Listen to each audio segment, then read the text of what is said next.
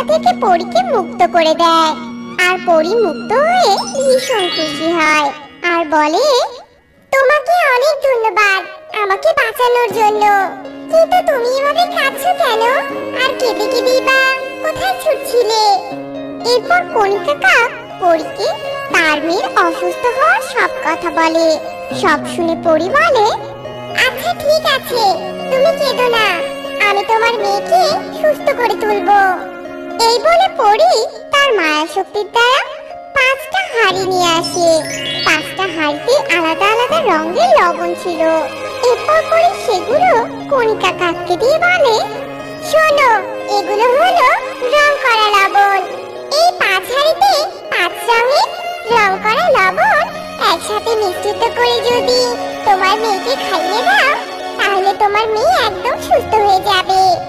কিন্তু পরী, আমার মেয়ের জন্য এতগুলো লবণ তো লাগবে না, তাহলে তুমি আমায় এতগুলো লবণ কেন দিচ্ছ?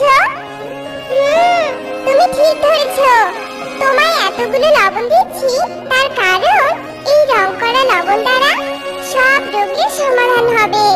এই লবণ খেলে সব পাখি সব রকম রোগ থেকে মুক্তি পাবে। তাই তুমি জঙ্গলের সবাইকে এই লবণ দিয়ে সাহায্য করবে। তুমি কখনোই অহংকার করবে না কিন্তু। আর এই লবণের জন্য কখনোই কোনো পাখি থেকে কোনো টাকা নিবে না, নইলে যে তোমার অনেক বড় বিপদ হবে। এই বলে পরী সেখান থেকে চলে যায়। কণিকা কাক খুশি মনে 5টা রং করা লবণ ভর্তি হাঁড়ি নিয়ে বাড়ি ফিরে যায়।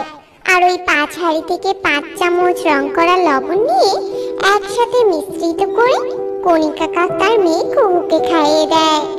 সাথে সাথে কুহু একদম সুস্থ হয়ে যায়। আরে আরে মা, এই দেখো আমি একদম সুস্থ হয়ে গেছি।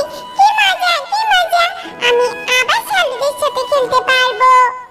এভাবে বেশ কয়েকদিন কেটে যায়। একদিন, কণিকা দিদি, ও কণিকা দিদি, জানো আমার স্বামীর ভীষণ পেটে ব্যথা হচ্ছে, কিছুতেই কিছু হচ্ছে না।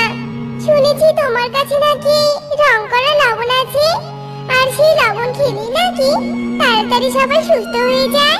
তা আমাকেও দাও না গো দিদি লবণ, আমার স্বামী যে ভীষণ অসুস্থ। যদি তুমি টাকা চাও তবুও আমি দিব, তার বিনিময়ে তুমি আমায় একটু লবণ দাও। না রে সুখী, আমাকে কোনো টাকা দিতে হবে না, আমি তোকে বিনামূল্যেই লবণ দিব।